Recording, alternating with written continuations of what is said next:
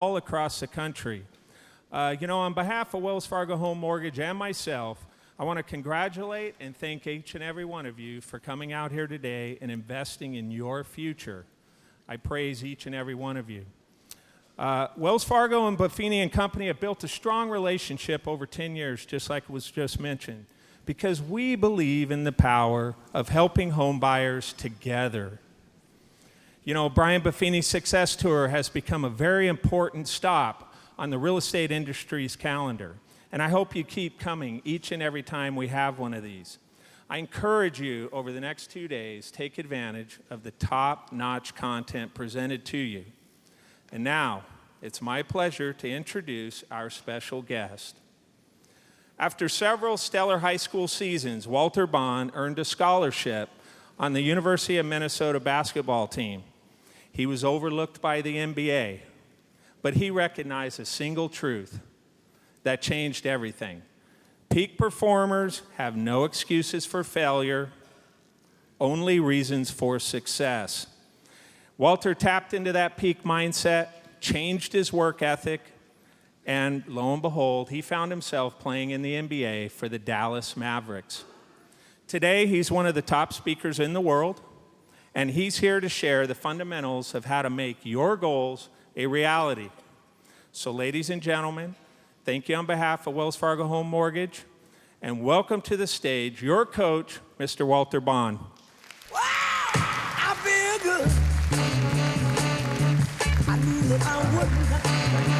Thank you, sir. I feel good. I knew that I wouldn't. So good. All right. So good. I got you. You guys are easy. I haven't said a word yet. I should leave right now and go back home and say, honey, I got a standing ovation. All right, before I get started, I want you guys to give the Buffini team a round of applause because they brought to you an award-winning Hall of Fame motivational speaker. How about that?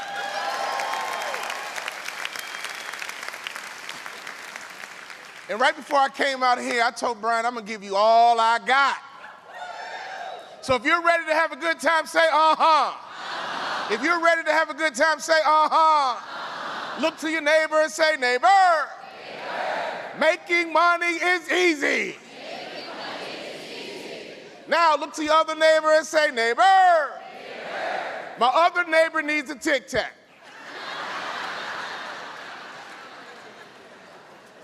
I want you guys to buckle up because you have no idea what I'm going to say next. I promise you, I'll be unlike any motivational speaker you've ever heard in your life.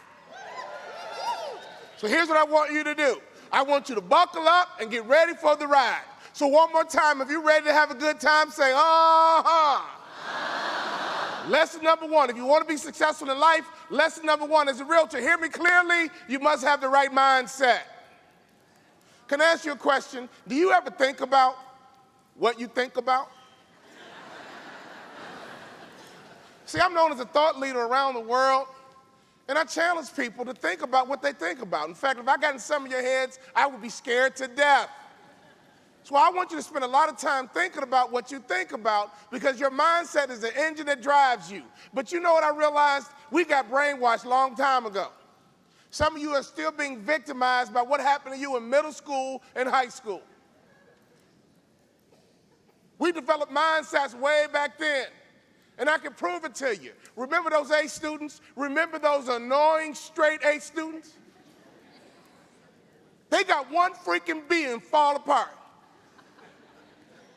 Not only would they fall apart, mom and dad would fall apart too because mom and dad had a bumper sticker saying my child is on the A honor roll at such and such middle school. In fact, they would get so rattled, they would have to have a parent-teacher conference because my baby's a straight A student. This is the first B. There's nothing wrong with my child, teacher. There must be something wrong with you. See, having straight A's is a mindset. Being an A student is who I am, it's what I do. I expect an A every grading period, every test, every quiz, every semester, I expect an A. Mindset. Remember those C students? Remember those cool, popular, C students? You see, C students had a mindset as well. Am I right or wrong? In fact, a C student's mindset was so strong, a C student can get an A on the midterm, and they respond like this. Woo! Oh my God! I got an A on the midterm. Mom, Dad, I know you think I cheated, but I didn't.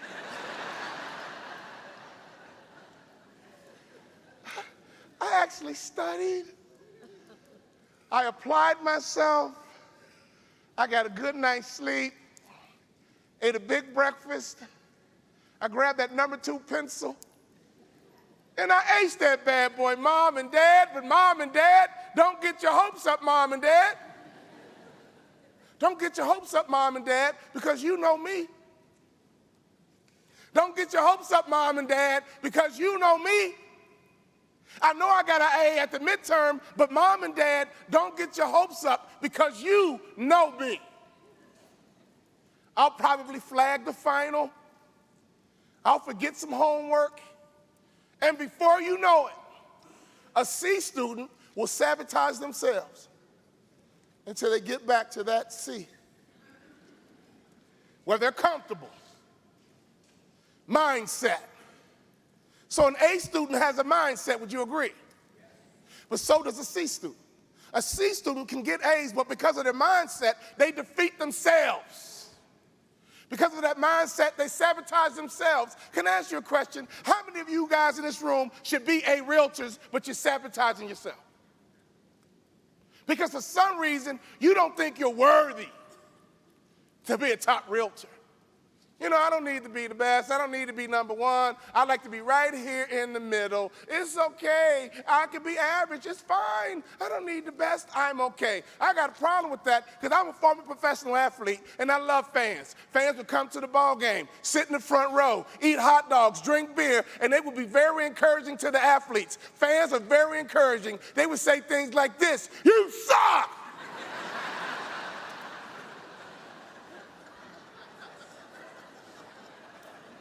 Box out, get a rebound, soak it up, you tough, you suck.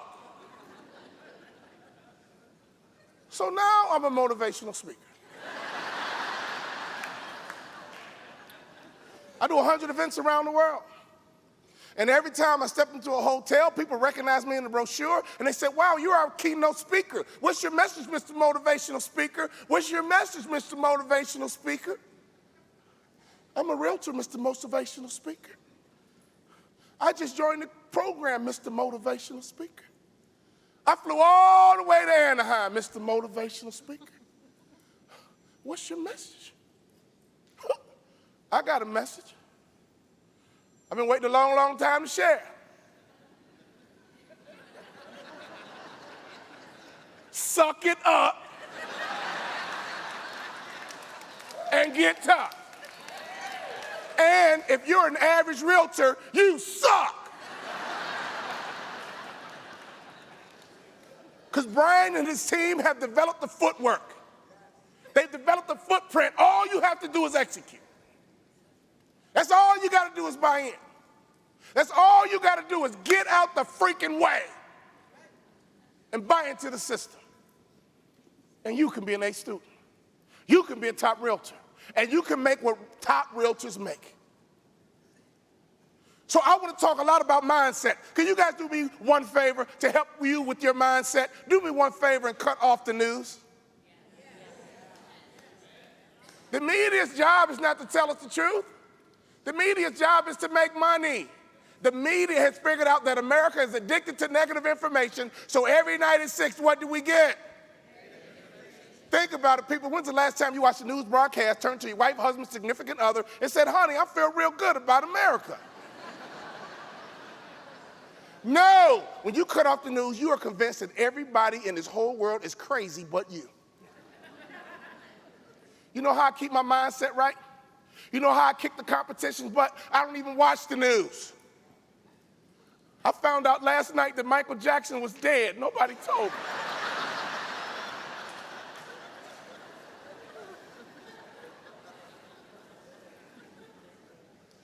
See, when I was raised, if you were anything like me, nobody told me that, you know what, my success is based on the economy. Nobody told me that my success is based on a media report. You know what they told me? They told me that I will reap what I sow. That's what I was raised on. Raise your hand if you were raised on that principle, that you will reap what you sow. Now, here's why I think differently. Here's how I doubled my MBA income in 3 years. Because I think differently.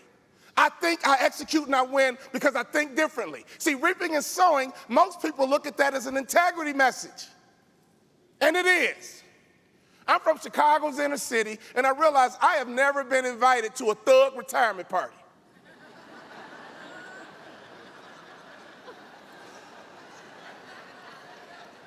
I haven't. So you grew up around bullies, right? You grew up around bad people, and if they didn't change, they eventually got it. Am I right or wrong? Reaping and sowing is real. It's about integrity, and let me help you out. It's never the right time to do the wrong thing. You can write that down.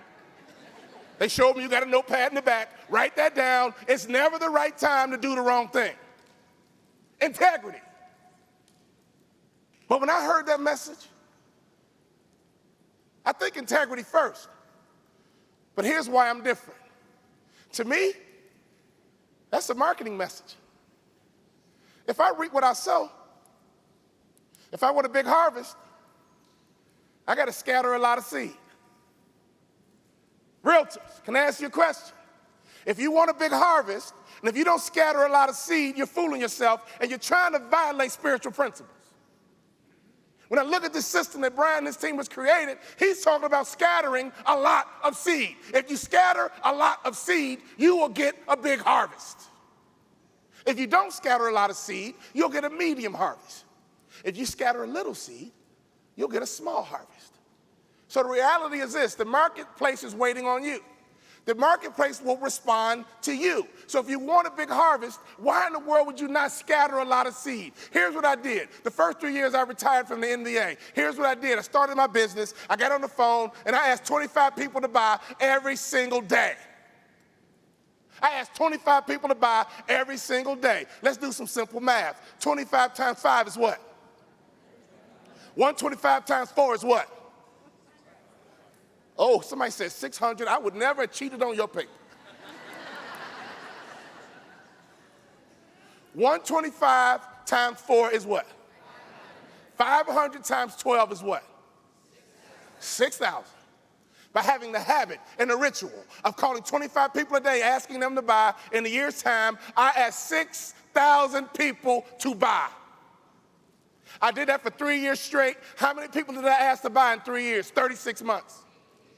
18,000 people. If you want a big harvest, you got to scatter a lot of seed. And here's the good news. By me calling 25 people a day, every single day, asking them to buy, I got really good on the phone. If I get you on the phone, I'm going to close the deal. That's the same confidence I had when I played in the NBA. Why? Because I shot 500 shots a day, every single day. You better not leave me open. If you leave me open, I'm going to pop this J right in your eye, and don't act crazy because you know it's coming. I was able to develop that level of confidence because of habits and rituals. 500 shots a day. Over time, I developed muscle memory. Over time, my body knew what to do. And here's the good news. If you have good habits and good rituals, they work even if you don't feel like doing it. Some of you guys are looking at me and say, well, he played in the NBA, I can take him. No, you can't. I'll kick your butt. Why? Because I was a pro. And I made it to the NBA because I mastered the fundamentals of basketball. When I left sports, I didn't focus on making money. I focused on the mastering the fundamentals of business. One fundamental of business that you must master is marketing. How good do you market? Now, I know some of you guys never heard of me. I get that. I mastered all the NBA fundamentals well. LeBron James has mastered all the fundamentals great. So what happens if you mastered all the fundamentals of business? Great. All the fundamentals of marketing? Great. All the fundamentals of selling? Great. All the fundamentals of relationship building? What happens if you become great in all the fundamentals of business? Guess what? The market will speak back to you, and you'll like what it says. So here's my fantasy. One day I'm gonna set up a tailgate in your parking lot. It's gonna be a real tailgate. I'm like a professional tailgater. And I'm going to invite Brett Favre to the tailgate because he's going to bring the Jack Daniels. I'm going to invite Charles Barkley, a bunch of NBA ball players, and we're going to come and evaluate you in your professional environment. I know you go to ball games and you evaluate the athletes. Some of you New England Patriot fans are still mad about last night or 2 nights ago. Fans are always evaluating athletes. Some of you guys came to the ballroom, and I want to see this speaker this year. You know, Brian normally gets good speakers, but I want to see how good this guy is. I need to evaluate him. You know what? Stop evaluating me and start evaluating your freaking self.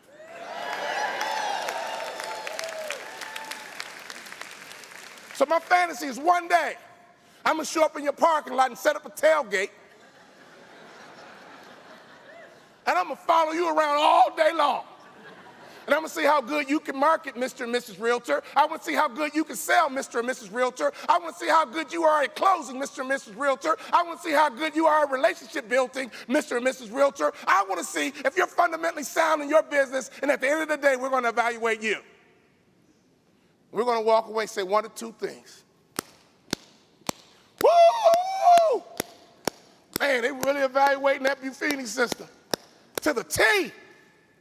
Or we're going to walk away and say, you suck.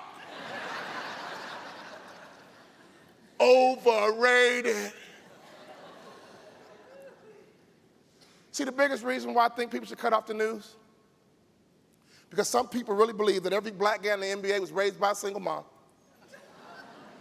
played his way out the ghetto, and we all go broke when we're done playing sports. Why? That's the only story that the media tells. I was not raised by a single mom. I didn't play my way out the ghetto. I was going to college anyway. It made sense to go for free.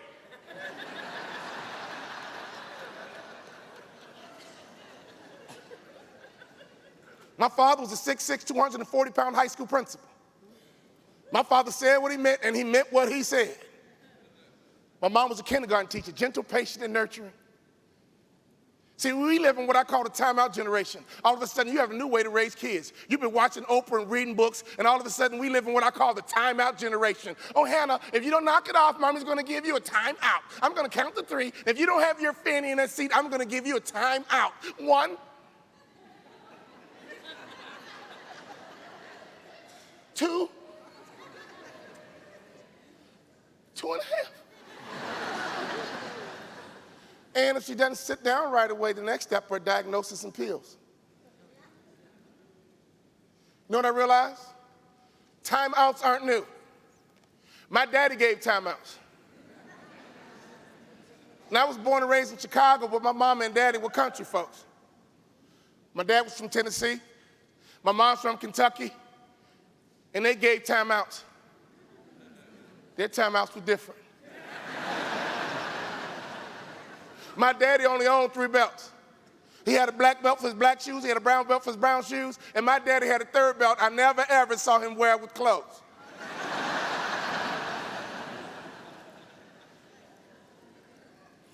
The more I think about it, that belt wasn't for him, was it? That belt was for his 2 boys. My sister never got in trouble. It was always my brother and I. Now, my father was cool, calm, and collected. My father was a gentleman, which means he was a gentle man. But every now and then, because my dad would always say, go out, have a good time, play with your friends, but don't let the streetlights beat you home. When those streetlights come on, don't be on the steps, don't be in the driveway, have your butt in the house, and I'm not looking for you. Go out, have a good time, play with your friends. But don't let the streetlights beat you home. When those streetlights come on, you better have your butt in the house. See, I love my generation.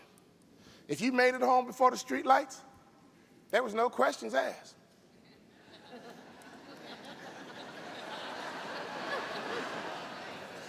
Nowadays, if we lose sight of our kids for 10 minutes, it's a freaking Amber Alert going out. Am I right or wrong?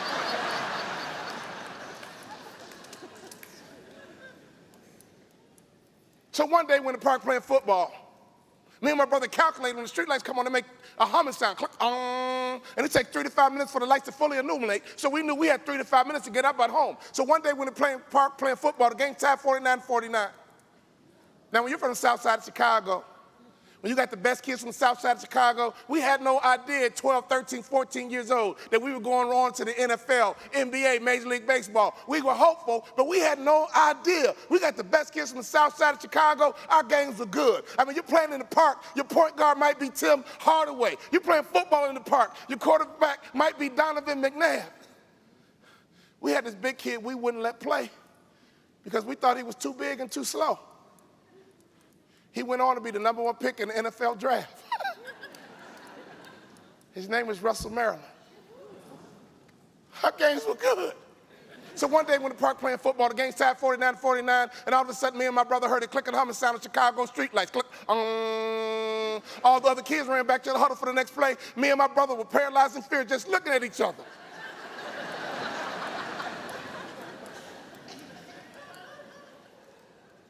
Because I don't know how your timeouts went. This is how my timeouts went. My daddy would grab that favorite leather belt and he would spank me and my brother until he got tired, and my dad would take a time out. If you grew up like that, say, uh-huh. Now, if you listen to the news, they call that abuse. Am I right? We got kids disrespectful, out of control. But if you grab a belt, we call that abuse nowadays. Now, clearly, it can escalate to abuse, but I promise you one thing, my father didn't say many things twice. He said most things once. So the game tied 49-49, and me and my brother heard the click and humming sound of Chicago streetlights. All the other kids ran back for the huddle for the next play. Me and my brother were paralyzed in fear. And one of our friends would always say, Walter Lewis, don't leave now. The game is tied. All right, guys, you remember this one? Next touchdown wins. Man, the touchdown could take 15, 20 minutes. Me and my brother knew we had 3 to 5 minutes to get up at home, so all of a sudden there was another voice competing with our father's voice. All of a sudden there was another voice competing with our father's voice. All of a sudden there was another voice competing with our father's voice. Can I ask you a question? When you go back to work on Monday, your Monday morning readiness, whose voice are you listening to? You signed up for this coaching program. You pay for it every single month. Are you listening to your voice or the Buffini voice? Whatever voice you listen to is going to have a huge impact in your revenue. I'm here today because I always listen to the right voice. I'm happy to announce my father was undefeated. Why? I could always hear his voice. Go out, have a good time, play with your friends, but don't let the streetlights beat you home. What I realized in my family, in my home, we had a culture of achievement. And every night at the dinner table, my mom and dad would download achievement into their children. They would download the culture into their children. They would download the core values into their children. I'm here today because I could always hear my daddy's voice. Achievement was the culture of our house. My family expected A's. But here's where my life got tricky. First day of high school, I walked in full of confidence.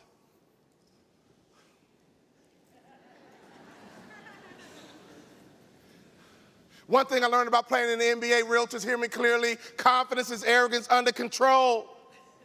I give you permission to be confident. Confidence is free. Confidence is based on how you think. But ladies, can I help you out real quick? Ladies, look around. You were taking over business. Here's why. You actually listen. You actually pay attention. And you're incredible with details. But I got to help you with one thing, ladies. I heard ladies say this when I left the sports world, got into the real world. Women would say this all the time, and it confused me. I can't stand that realtor right there. I see her at these open houses. And she thinks she's all that.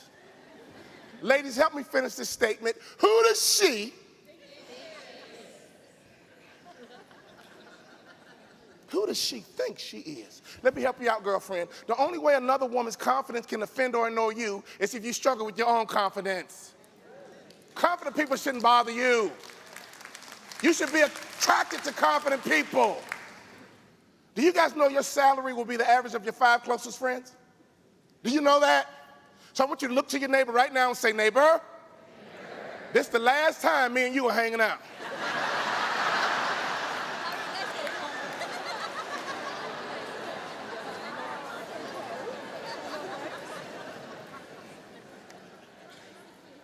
Could you imagine me as an NBA player going up to Michael Jordan and say, yo, Mike, who do you think you are?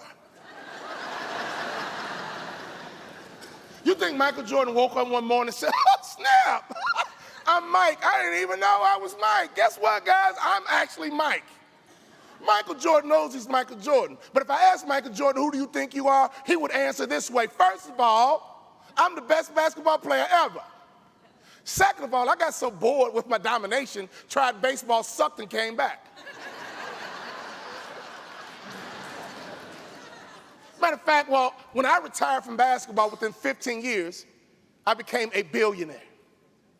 In other words, I don't hoop no more, but I'm still balling. Now, for you grammatarians, I know that's incorrect English, but I'm from the south side of Chicago, and that sounds good to me. Because I don't hoop no more, but I'm still balling.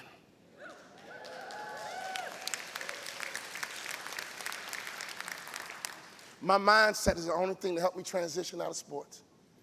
When I retired from the NBA, I put a resume together. I sat down with HR professionals, and they would treat me like this. Your resume's light. I'm looking for someone with more experience. All you have on this resume is Utah Jazz, Dallas Mavericks, and Detroit Pistons. And I would look at these little HR women and say, how dare you tell me my resume's light? When you make it to the NBA, honey, I have proven I already know how to compete in the global marketplace. What you should see, I know how to set high goals and achieve them. What you should see is I'm an expert in teamwork. What you should see, I'm a high achiever and I'm only 30 years old. Who the heck can you find more qualified than this?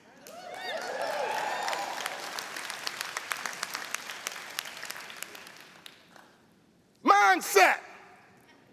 Here was my mindset. When I retired from the NBA, I would work 4 hours a day. In business, I can work 8 hours a day. So I should make twice as much money. You know, people looked at me and said, man, you're crazy, dude. That was my mindset. If I can work 8 hours a day, that's 2x. So I should make at least twice as much. In 3 years, I doubled my NBA income. Mindset. Can I ask you a question? What's your mindset? Your mindset is everything. Some of you guys already got a number in your head. Well, you know, if I can do $1 million, I'm okay. You know, if I can do 10 million, I'm okay. Here's what I want you to do. Take that number out your head. Because as soon as you have a number in your head, what's going to happen once you achieve it? What's going to happen once you're on pace? What's going to naturally happen? You're going to pull back. And you're going to start sabotaging yourself. What you need to do is have good habits, good rituals every single day. Execute good habits and good rituals every single day. Speak to the marketplace, and the marketplace will speak back. Don't cripple yourself by having a number in your head. So I walked in that high school full of confidence until I passed the principal's office. And he was 6'6", 240 pounds. Everybody else called him Mr. Bond. I called him Dad. I attended high school in Chicago's inner city on the west side where my dad was a principal of my high school. I was the only kid in school who paid for lunch. That first day of school was the longest day of my life. I came home and threw a pity party. I'm the only motivational speaker in the world that endorses pity parties. Google it. See, I believe God gave us emotions, but here's my questions. Do you use your emotions, or do your emotions use you? Do you use your emotions, or are you emotional? See, I remember one day in Bible study, me and my brother had to quote a scripture from the Bible, and my brother came up with this bright idea. We're going to find the shortest scripture in the Bible. And I'm the youngest, so of course I follow along with my big brother. So we go to the Bible study. All the girls are quoting long scriptures, long scriptures. And my mom and dad were looking so proud, waiting for her two boys to shine. My brother stood up, poked his chest out, and quoted the shortest scripture in the Bible. Jesus wept.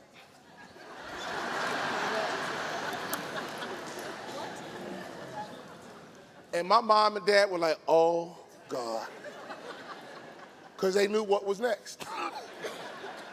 I figured my brother got away with it, I'll get away with it. I stepped right out in front of that line, poked my little chest out and said the same exact thing, Jesus wept.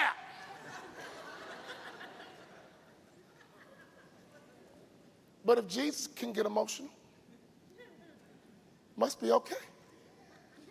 So my question is, do you use your emotions or do your emotions use you?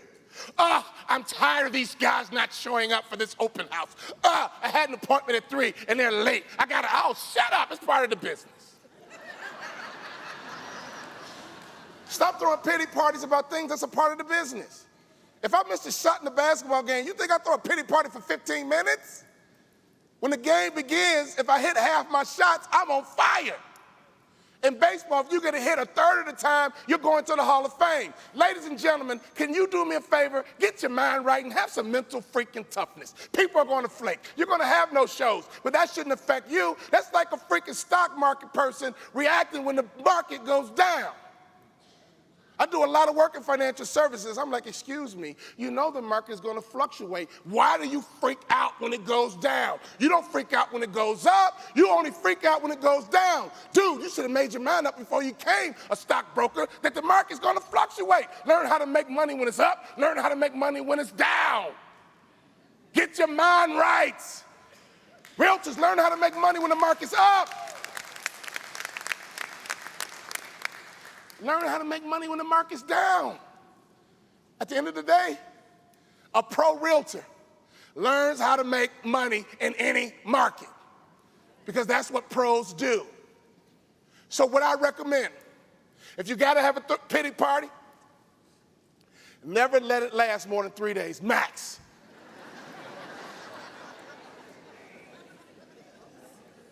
Max.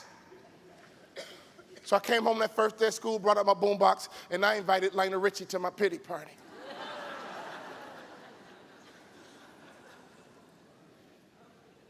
Hello? Is it me you're looking for? For I wonder where you are, and I wonder what you do. Does anybody know what I did when the song was over? Does anybody know what I did when the song was over? I played it again.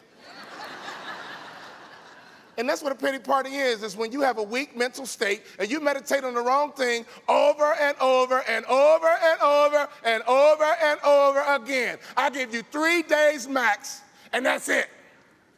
My pity parties now last about 10 minutes. My last pity party, I got a cell phone stolen at a Ritz-Carlton in Biscayne, Florida. And I wasn't really tripping about the phone. But that was back when people were starting to back up their data. And I got my phone stolen, and I'm freaking out. And so my kids who were teenagers at the time, well, Dad, didn't you back up your data? You're so lame. I lost all my contacts. I had Julius Dr. J's cell phone. I had Bill Walton. I had Ted Koppel in my cell phone. That was the last real pity party I threw. Life happens. Life is messy. Bring paper towels. I get it. But you got to get your mind right because stuff happens. You got to bounce back. Don't you ever throw a pity party more than 3 days. I got my pity parties down to 10 minutes. So I came home through a pity party, and I came up with the plan. I'm going back to high school. We started a baseball team, basketball team, football team, president of the journalism club, and my classmates are going to vote me most likely to succeed. 4 years later, got my mind set right. And I've started a baseball team, basketball team, football team, president of the journalism club. And my classmates voted me most likely to succeed. I became one of the top basketball players in the country. And this is how I learned about business. College basketball coaches and football coaches are the greatest salesmen on this earth, almost. I can make an argument to you that Nick Saban's not a great coach, he's a great salesman. Urban Meyer's not a great coach, he's a great salesman. Krzyzewski, Calipari, they aren't great coaches, they're great salesmen. Here's why. If I have the #1 recruiting class in the country, my players are bigger than yours. My players are stronger than yours. My players are faster than yours, and my players are smarter than yours. I'm not recruiting, son, I'm selecting. Nick Saban doesn't recruit, he selects. They understand that 75% of their job is selling. They've been going in the living rooms for a long time selling and closing deals. So when I gave recruiters a top athlete, my dad said, pay attention, son, pay attention. Ladies and gentlemen, if you pay attention to me for the next 15 minutes, you're gonna fill up your notepad, and I promise you, I just put $1 million in your pocket today. The doorbell would ring. They always traveled in a pack of 3. They always had on university-issued golf shirts. They always had a brochure, put the brochure on the coffee table. Always 4 students on the brochure. 2 white, 1 Asian, and 1 African-American, and the brother was always in the back like this. As I collected different schools' brochures, I began to recognize some of the same kids on different schools' brochures. And then I realized, you know what, these aren't real students, they're models. And they call themselves coaches, they're not coaches. Because they remind me of that Allstate guy that came into the house. They remind me of that State Farm agent who came into the house. They remind me of that realtor who came into the house. They would stay for an hour, and they would leave. And we would gather around the kitchen table as a family and debrief. Well, Michigan just left. Well, UCLA just left. Well, Wisconsin just left. Well, the realtor just left. Here's how I doubled my MBA income in 3 years. You guys hear me clearly. Here's the question you got to be able to answer if you want to be a big-time realtor. Here's the question my family would always ask. Every buyer, every seller is asking the same exact question, consciously and subconsciously. Well, the realtor just left. What did we think? Did we like him? The likability factor is the best-kept secret in business. Some people brighten up a room when they enter. Some people brighten up a room when they leave.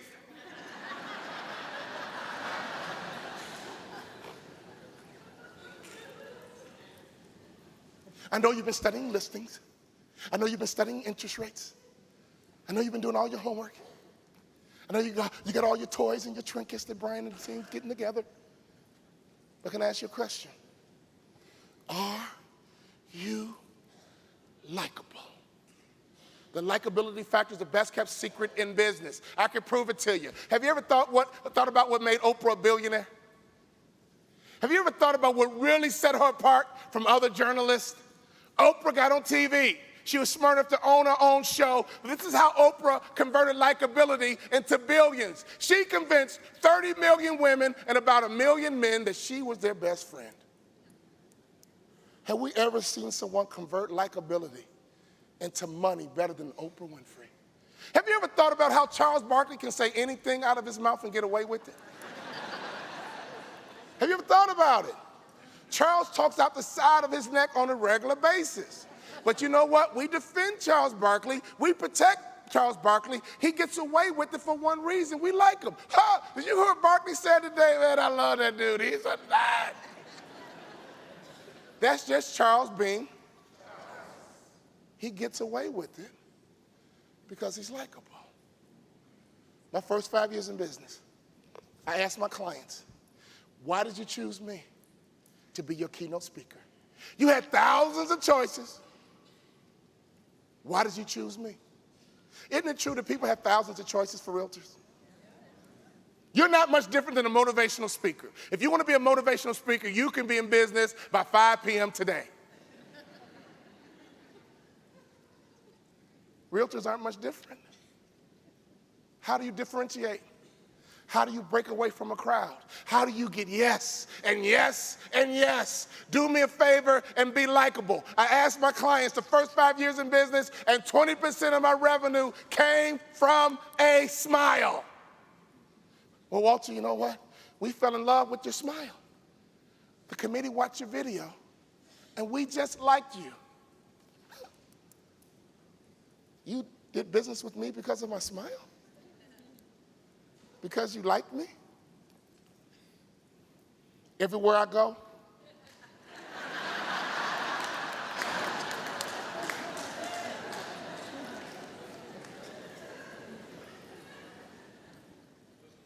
Can I ask you a question? Do you brighten up a room when you enter? or do you brighten up a room when you leave? People want to buy from people they like. I've been studying selling ever since I left the NBA, and I found the greatest selling organization on this earth who's better than Nick Saban, better than Urban Meyer, better than you. A bunch of girls 4 feet tall. Who am I talking about? The Girl Scouts, man. You will bounce a check before you turn the Girl Scout away. You could have an unsolicitation sign on your door, and those little girls are bold because you're not talking to me, I'm a Girl Scout. You're talking to those other people selling encyclopedias and knives and magazines. I'm a Girl Scout. You're not talking to me. And let's be honest, those cookies aren't that freaking good.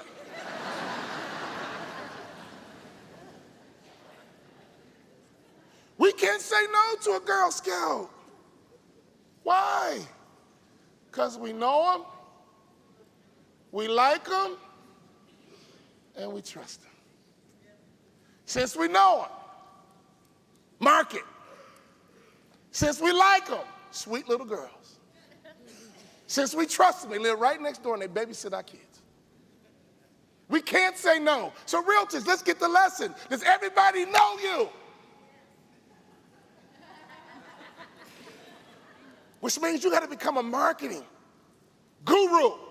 You must become excellent in marketing. I spoke for the Women Council of Realtors a couple of years ago. When I got done, a woman came up to me. Thank you for that one hand clap.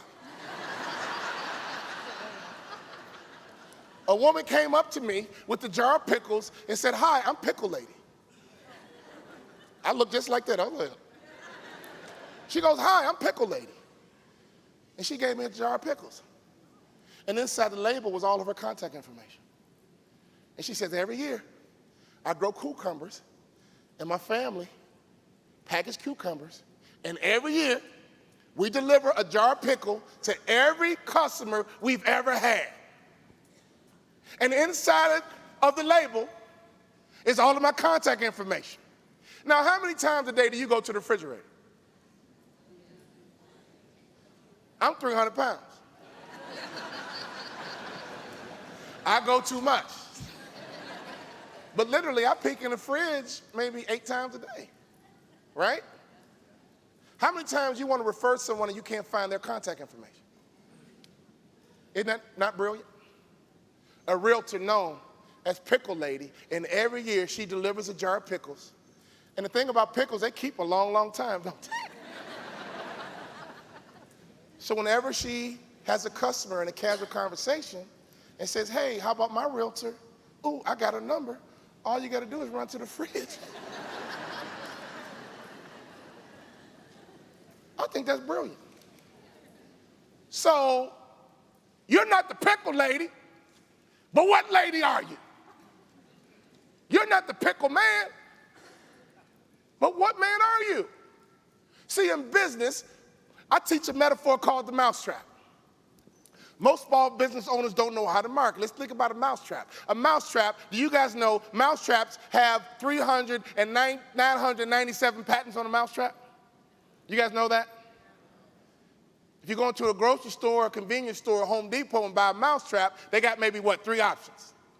Which means 3,994 of the patents suck. And only 3 mousetraps actually work. Which means most small business owners don't know how to market well. That's why a big focus of this coaching program is to teach you a marketing system that you better execute, because you can kick the competition's butt just by out-marketing them. So every smart realtor, in my opinion, is like a mousetrap. That block of wood represents your niche. What is your niche? Are you trying to be all things to all people, or have you committed to a niche?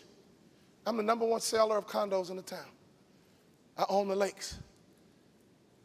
I recommend that you create a niche, and not only have a niche, own your niche. Don't just have a niche, own your niche. And in your marketing, say that you're the #1 at this, #1 at that. And over time, they will believe it. We just got a call from a bank in Qatar. I don't even know how to spell Qatar. I just spoke to a soccer team in Turkey. The business owner said, you know what, we wanted the #1 motivational speaker in America to come over and motivate our team. I don't know if I'm the #1 motivational speaker in America, but a lot of our marketing says I am, and they bought it.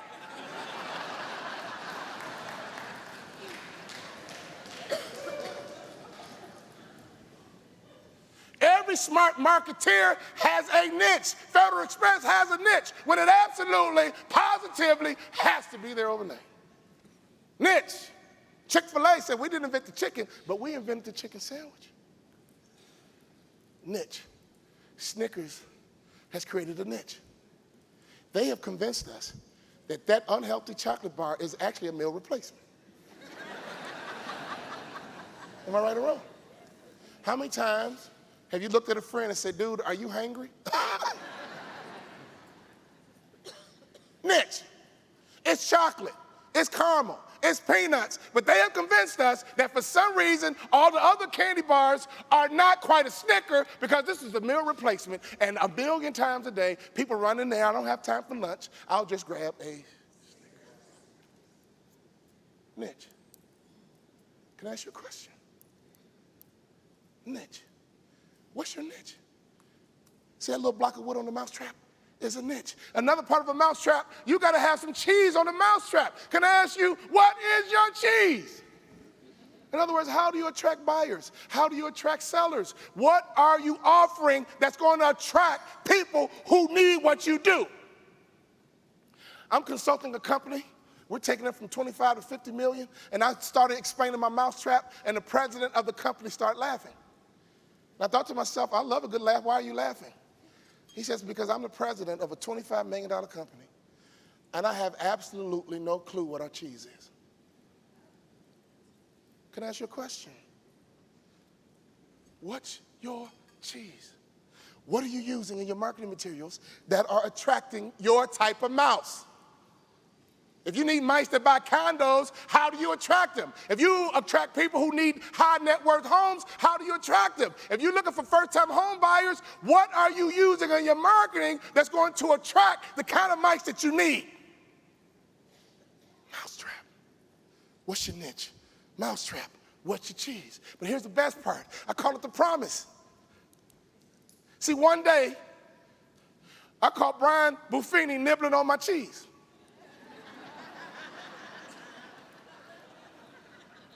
Right? I'm sure he brings in a lot of other speakers, but one day he started nibbling on my cheese. And if you set a good mousetrap, when the person's nibbling on the cheese, they have no idea the promise is coming. Great companies have a promise. Prove it to you. Domino's Pizza. I'm 48. When I was in college, we loved to order Domino's Pizza because they had a promise. If that pizza didn't show up in 30 minutes, it was free. So me and my boys would order the pizza, and we would hope and pray that it was late. They built an international brand based on a promise, a guarantee. Ladies and gentlemen, small business owners, hear me clearly. What is your niche? What is your cheese? And when you find someone nibbling on your cheese, what's your promise? What's your guarantee?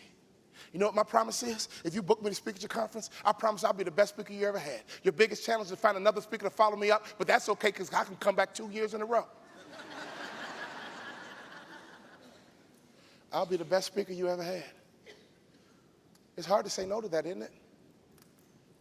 Now, what do you do when somebody's nibbling on your cheese? What's your promise? What's your guarantee? That's what people want. Promises and guarantees. Can you sell my house? I'm jammed up. I don't have a lot of time. Are you the one that can sell my house? Ladies and gentlemen, you got to build the perfect mousetrap. Here's the good news. Once you build the perfect mousetrap, every time you catch a mouse, all you got to do is reload the mousetrap. I do 100 keynotes a year, which means I catch about 120 people a year nibbling on my cheese. A couple get away, but for the most part, our mousetrap is solid.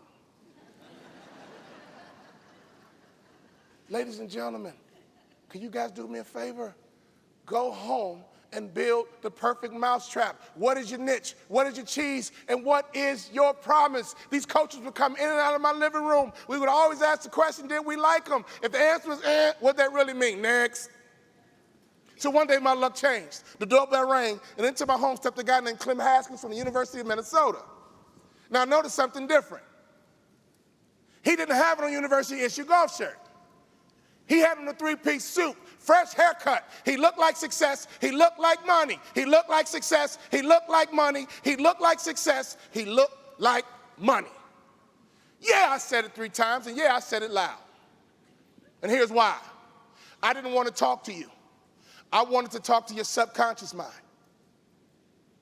You ever heard a song, you can't get it out your head? That's your subconscious mind. You ever gotten in a car and you can't remember driving to where you got, all you know, you showed up? And you said, man, I drove to Chicago. I don't even remember driving to Chicago. You know what drove you to Chicago? Your subconscious mind. You know what got you dressed this morning? Your subconscious mind. How you see yourself is based on how you dress. See, I come from an industry where you have to pass the eyeball test. Can I teach you something about human nature? The first time I set my eyes on you, I place a value on you. The second time I evaluate you is when you open up your mouth. So if you're not that smart, look real good and be real freaking quiet.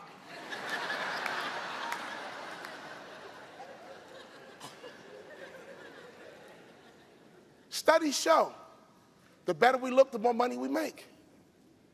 I mean, Peyton Manning looks like a quarterback. Tom Brady looks like a quarterback.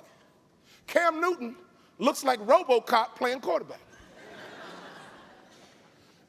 But how can Doug Flutie win a Heisman and bounce around his whole career?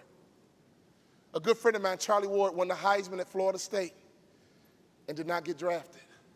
Does anybody know why? They didn't pass the eyeball test. They were considered too short. They didn't pass the eyeball test, so it diminished their value. Ladies and gentlemen, pass the eyeball test. In a very competitive industry, you can't afford to have any weaknesses. Pass the eyeball test. I just got hired by a financial service firm. They booked me to do 30 events in 90 days. After we closed the deal, I asked them, well, you know, who else did you guys consider? They threw out some amazing names. And one of the names was my mentor. I don't know why they chose me. It could have been my smile. I don't know why they chose me. It could have been I'm likable. I don't know why they chose me.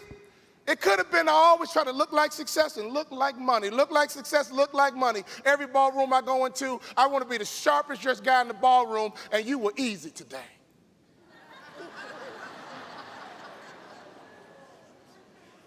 I got a call this week from someone that says, you know what, I'm Brian Buffini's tailor. Did you notice he looks like success? Look like money? Isn't that smart? Isn't that wise? You guys realize how big of a difference it can make in your business? If you pass the eyeball test, if you look like success, look like money, it's a great way of saying I'm successful without saying I'm successful. I walk through the hallway, people see me and say, oh, you must be the keynote speaker. See, a lot of people put on a suit, but I always bring my secret weapon.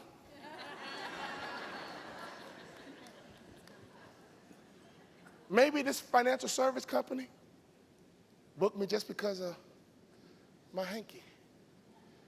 That one subtle detail could have made the difference. That one jar of pickle might have made the difference. 25 sales calls a day might have made the difference. In a very competitive industry, you got to do everything right. New England and Philly came down to the final seconds. Everybody puts a big value on the fourth quarter, but there's things that happen in the first quarter, second quarter, third quarter that made a huge difference in the game, like Tom Brady dropping that pass. If Tom Brady would have caught that pass, that game could have been different. Is everybody with me? If the field goal kicker didn't miss the field goal, the game would have been different. See, when you play sports, you understand that you got to pay attention to detail. When you play sports, every little play works. Every little play matters. What car you drive matters. What clothes you wear matters. What your niche matters. Your cheese matters. Your promise matters. When you put it all together, ladies and gentlemen, that's when you win in life. That's when you've been in business, because you think, you execute, and you win. So this guy walked into my house named Clem Haskins, three-piece suit, fresh haircut. He looked like success. He looked like money. Before he said a word, he had an advantage over the competition. He looked like someone I wanted to follow. He did not even acknowledge my presence. He went in the kitchen and started talking to my mom first. He found out my mother is a native of Kentucky. Coach Haskins is a native of Kentucky. He stood in that kitchen, and all he talked about was bluegrass and red dirt and mint juleps. He didn't talk about granite countertops. He didn't talk about inspections. He didn't talk about cul-de-sacs and the kids can go out and play. He talked about bluegrass, red dirt, and mint juleps. He found out my mother's best friend in college was his wife's first cousin. Oh, I'm not done, honey. I have a big sister who looks me in the eye. My big sister played college ball right up the street at USC. My big sister won 2 national championships. That's a tough house when your sister has more championship rings than you do.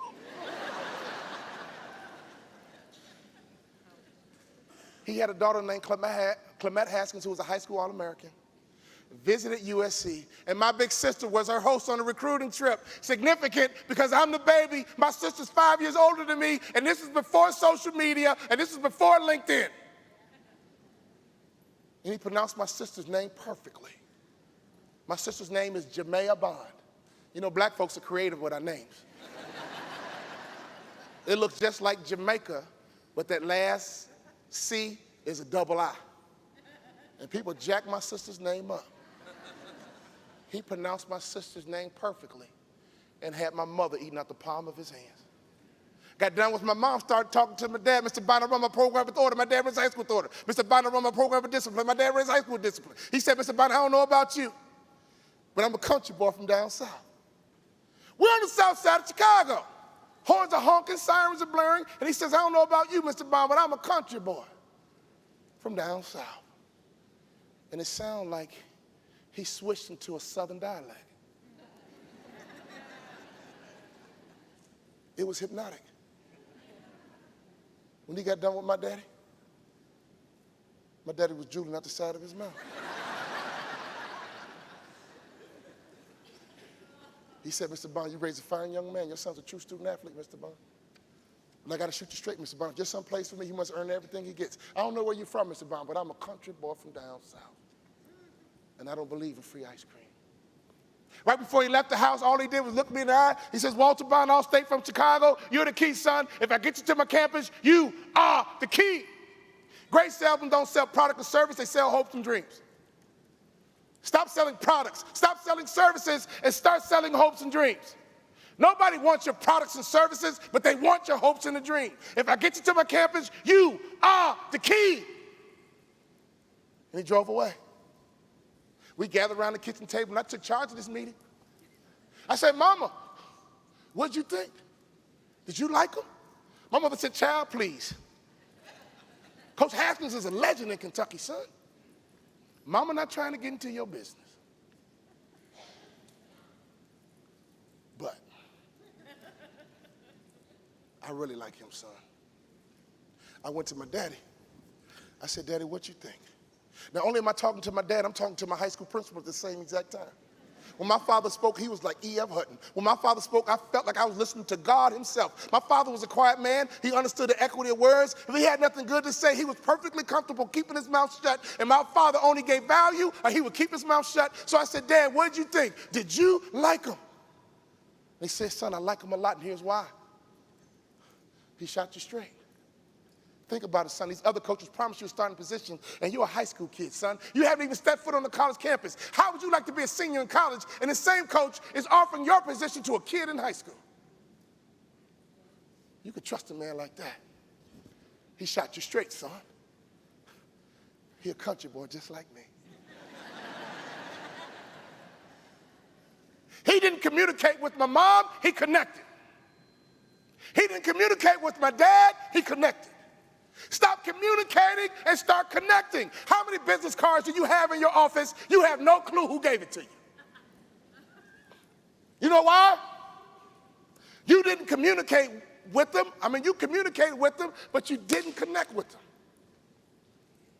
My realtor in Minnesota, a guy named Jeff Martineau Andrade, he didn't communicate with us, he connected. We were selling a house, he walked in, took off his jacket, started looking around. He said, yep, I can sell this house. And he sat down and said, hi, my name is Jeff Martineau Andrade. That's the first thing he said out of his mouth. I can sell this house. Oh, yeah, I love confidence. He said, I can sell this house. Hi, I'm Jeff Martineau Andrade. And we had to do a double move to close the deal. We had kids, and we wanted to close in June, but the buyer needed to close in May. This is in 2006. Hello? And so Jeff was like, look, I think we ought to take this deal. I have an idea. Come by my house. He lives on Lake Minnetonka, some of the most beautiful real estate in Minnesota. So we went by his house. We're thinking to ourselves, why in the world does he have us come by his house? He took us in the back. He showed us his nanny's quarters in the back. It was a little loft, had a hot tub. And me and my wife were like, if it was just me and you. But we got 3 kids. We can't all cramp in here. Oh, no, well, my wife and I are going to move back here. You're going to be in the main house. I slept in Jeff Martineau Andrade's bed for 6 weeks on Lake Minnetonka. And I saw the sunrise every single morning. And he had the nerve to drive by in his boat once a week and offer to take us to dinner and try and pay for dinner. Do you guys know how many people I've referred to Jeff Martineau Andrade? Do you know when you are a millionaire, most of your friends are too? I believe Jeff Martineau Andrade built that nanny's quarter.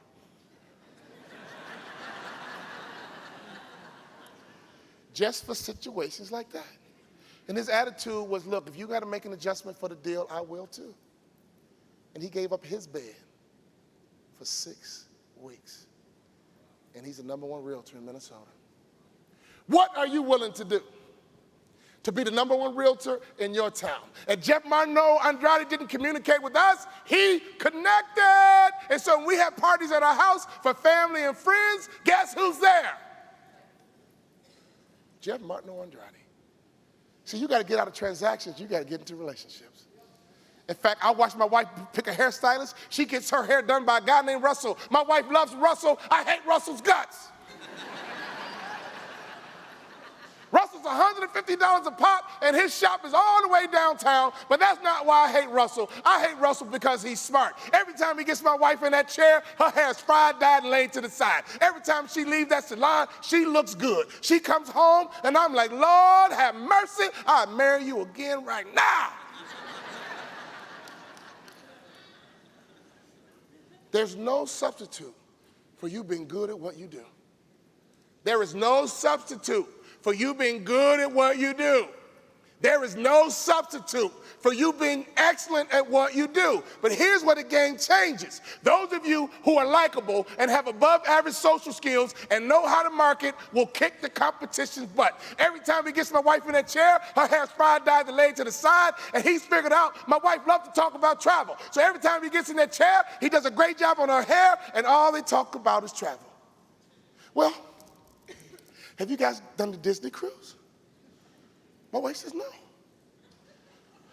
Well, how old are the kids? 10, 12, or 14.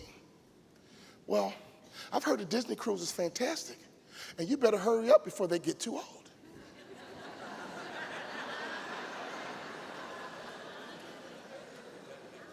My wife rushed home and booked a $15,000 cruise. My wife loves Russell. I hate Russell's guts. We have a party at our house for family and friends. Guess who's there? Russell and Jeff Martineau Andrade. My wife has bought a Lexus from one guy. She bought the Lexus. We lived out in the country, and the GPS didn't pick up our house. So Greg Zeiton of Wayzata, Minnesota, drove to our house to set up the GPS after the deal was done. 30 miles each way. Check clear. He came to the house and set up my wife's GPS. And my wife goes, wow, that's nice. Birthdays come, she gets a birthday card. Anniversaries come, she gets an anniversary card. My birthday, I get a card. Guess what happened when my wife needed another Lexus? She went right back to Greg Zeiton. We moved to Florida. And my wife's like, I need a Lexus, let me call Greg. I said, babe, we're in Florida. Okay, what would you like? I'll ship it to you and cover the charge. My mom, who lives in Chicago, wanted a Lexus. No, I take that back, she wanted the car. My wife gets on the phone and she says, well, how do you feel about a Lexus? My mom says, oh, well, I don't know, I just want a nice car. Oh, you'll love Lexus. Let me get you in touch with my Lexus guy. And my mom is like, well, he's in Minnesota, I'm in Chicago with confidence. My wife says, oh, Greg will ship it to you. My wife has become a non-commissioned sales rep for Greg Zeiton. Every time it's time for me to get a car, guess who's working the inside job? My point is, Greg Zeiton, Russell, and Jeff Martineau Andrade, they didn't do transactions, honey. They did relationships. And my wife is only 48 years old. She's probably got at least 2 to 3 more Lexuses inside of her lifetime.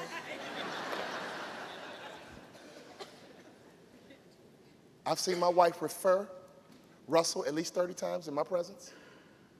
And I know for a fact Jeff Martineau Andrade is the realtor of choice for all my friends. He has penetrated my entire network. How? They all look like success. They all look like money. How? They're all good at what they do. But here's the real ticker. They don't communicate, they connect. They don't darken up a room when they leave. They brighten up a room when they enter, and they're good at what they do. I didn't teach you anything that you can't do yourself. Am I right or wrong? Simple, but powerful. My coach walked in, connected with my mama, connected with my dad, and connected with me. He built consensus. So I stood up at the University of Minnesota. I met my first teammate. It was something like this. What's up, dog? My name is Walt Bond, all state from Chicago. In other words, the Messiah has arrived. My teammate stood up and said this. What's your name again? Walt Bond, all state from Chicago. That's not bad, but my name is Willie Burton, all American from Detroit, Michigan. All American. Is that like a small town or something? You know, Coach told me I was the key. Coach told me I was the key. I get it. You're an All-American, but you must not be that good. See, when you're arrogant, you lie to yourself. Can you guys do me a favor? Be confident, but don't you ever cross that line into arrogance.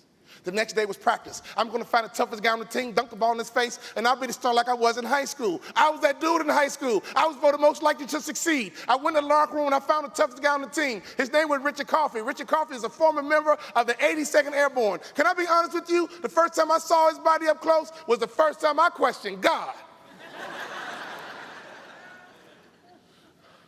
I thought we were all created equal.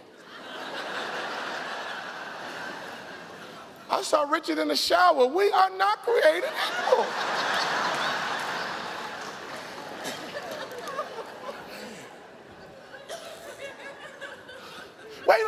Wait a minute. My daddy says what he means what he says. I say what I mean what I say. I'm going to find the toughest guy on the team and dunk it in his face. Bring it on, Richard Coffey. Bring it on, Uncle Sam. As soon as practice starts, I grab that loose ball. Come on, Richard Coffey, let's go. I'm Walt Bond, all state from Chicago. And right before I got to the rim, I saw a UFO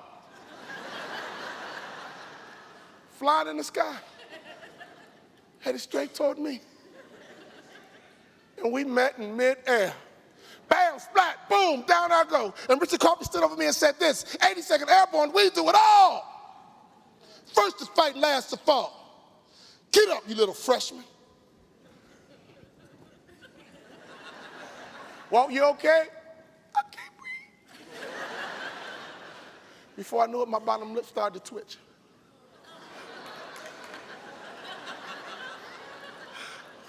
I found out later, he talked to my mom first because he heard I was a mama's boy. My only goal was to make it back to my dorm without crying in front of my teammates. I made it back to my dorm and brought up my boombox.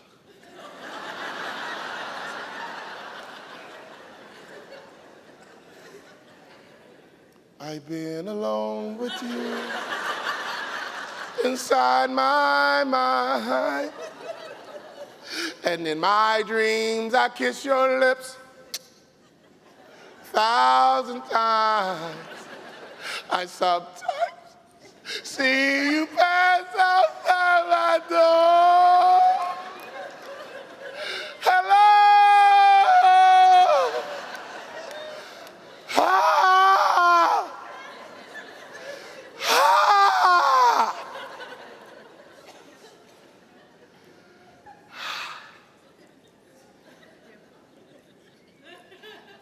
I realized I've been here before. For 3 days, me and Lionel Richie.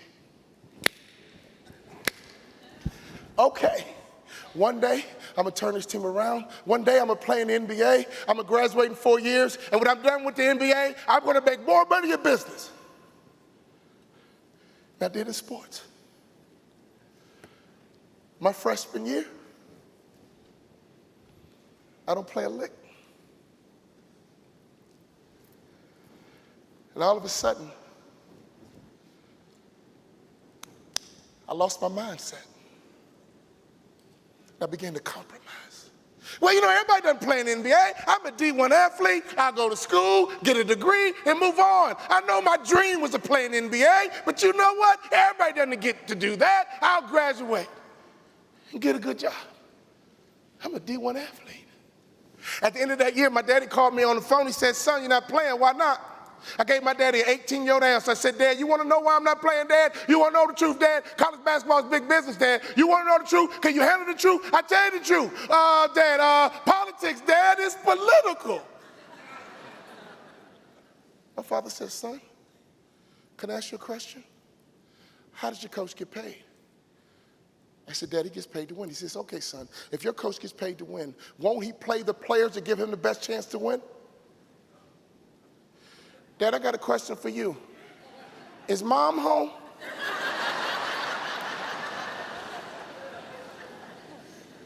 He said, son, when you left Chicago, you told me that you're going to go and turn that man's program around. You told me that you're going to graduate in 4 years. You told me you're going to play in the NBA. And you told me that you're going to make more money in business than you did in sports. Go back and do exactly what you said you're going to do. Great coaching programs have accountability. That's what your coach's job is in this system, to hold you accountable to what you said you're going to do. I went back to my coach's office on my dad's confidence. I said, Coach, what do I need to do to play in the NBA? He looked confused. He said, son, you don't play for me. I know, Coach, but next year I'm going to become somebody different. Next year I'm going to be your most improved player. What do I need to do to play in the NBA? I'm tired of being a C student. What do I need to do? Who do I need to become, Coach? He said, son, you can't run, you can't jump, you can't dribble, you can't shoot, and you can't rebound, son. I know I got weaknesses, man, I know. Do you know your weaknesses? When's the last time you had an honest self-assessment about you? The only way you can get to the next level is having an honest self-assessment about you. And all he did was confirm what I already knew, what I needed to do to get bigger, stronger, and faster. And I said, Coach, next year I'll be your most improved player. In my offseason, I got bigger, stronger, and faster. That next year I was the top 6 man in the country. I carved out a niche. No one in America was better than me coming off the bench. I carved out a niche. We went all the way to the Sweet 16. When that year ended, I went back to my coach. I said, Coach, what do I need to do to play in the NBA? The list got shorter. The next year, top 6 man in the country. Dick Vitale would always say, Walter Bond's a PTPR. He's a PTPR. We went all the way to the Elite Eight. In my senior year, I was a preseason All Big Ten selection. Even though I never started in college, I was a preseason All Big Ten selection. The first game of my senior year, I'm in great shape, and I break my foot. I come back in 6 weeks and break my foot a second time. And my college career was over. One of our season ticket holders liked me and offered me a $75,000 job. I called my daddy on the phone. I said, Dad, the season's over. I just got out of surgery. I said, Dad, I'm going to be a hospital administrator. It's a 2-year program, $75,000. My father asked me a strange question. Proud of you, son. But can I ask you a question? Do you believe you're good enough to play in the NBA? Dad, it's okay. Dad, I can move on. Dad, I'm not like these other kids. Dad, we're educated. Dad, I don't need that basketball. Dad, I can move on. Do you believe? Because you told me that you're going to turn that man's program around, son, and you did it from the bench. Who does that? You did it from the bench, son. You told me that you're going to graduate in 4 years when an average student graduates in 5. And you did it, son. But you told me that you're going to play in the NBA. And you told me that you're going to make more money in business than you did in sports. I got to check your mindset, son. Do you believe? I didn't come from down south for you to play it safe. I didn't get called the N-word so many times for you to play it safe. I got called the N-word so many times I started to think that was my first name, son. But I made these sacrifices for you. If you can get one $75,000 job, son, you can get another one. You told me. Do you believe?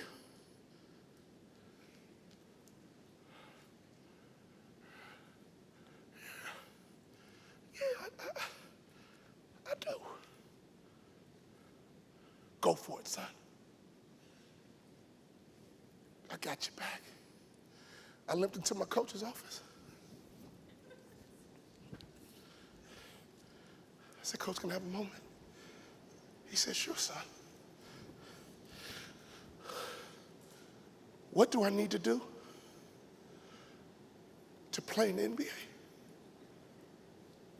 He teared up, I teared up. He said, son, when I recruited you, the word was you was a mama's boy. But you're not. I'm an award-winning Hall of Fame motivational speaker. I've hosted TV shows on the Food Network.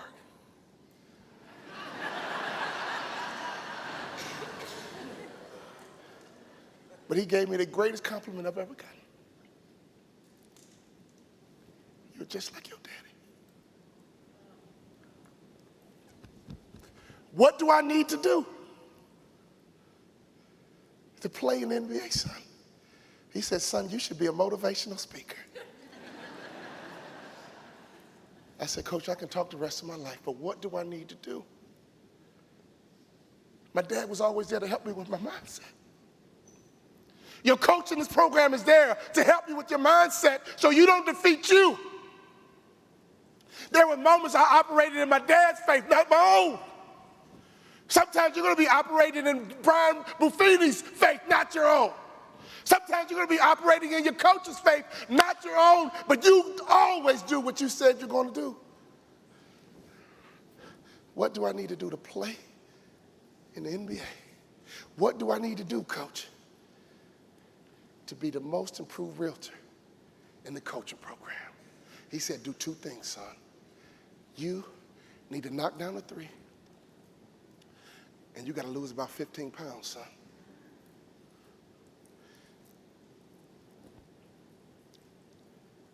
You don't pass the eyeball test.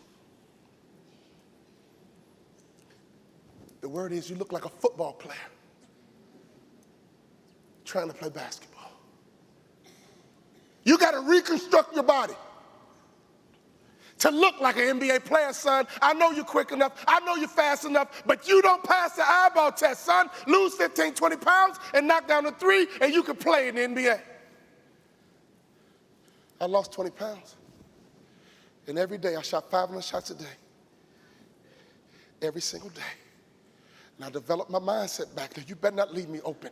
You better not leave me open. You leave me open, I'm going to knock this jump shot in your eye, and it's going to be ugly. I better not get you on the phone, because if you're looking for a motivational speaker, I'm going to close the deal. Oh, I better not find you nibbling on my cheese, because if I find you nibbling on my cheese,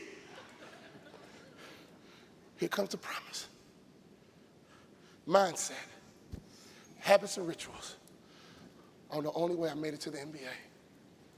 Your mindset, your habits and rituals is the only thing that can deliver you from being a C student to becoming an A. Here's my final thought, and I'm done. Not only did I make the Dallas Mavericks, I became the first ever undrafted rookie free agent in the history of the Dallas Mavericks to start opening night. Could you imagine what was going through my mind? I'd not started a basketball game since high school. In my first NBA game, I'm in the starting lineup, and they start playing that NBA music. Dun, dun, dun, dun, dun, dun, dun, dun. Hey, do, do, do, do. I called my mom and dad the night before at 11 p.m. I made the team right before the opening tap. At 6:57, I saw my mom, my dad, my brother, and my sister run into the arena. They flew from all over the country to see me play my first game. I saw my brother. He said, "You still got a big head, and you're a crybaby." I saw my mama. She said, "Walter, mama baked you a cake." I saw my sister. She had on 2 rings, giving me the Trojan sign.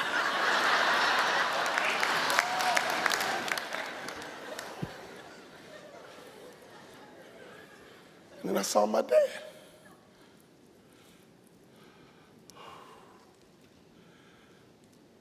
Thank you for those timeouts. Thank you for making sure I was home when the streetlights came on. Then I realized not only is my dad here, my high school principal made it too.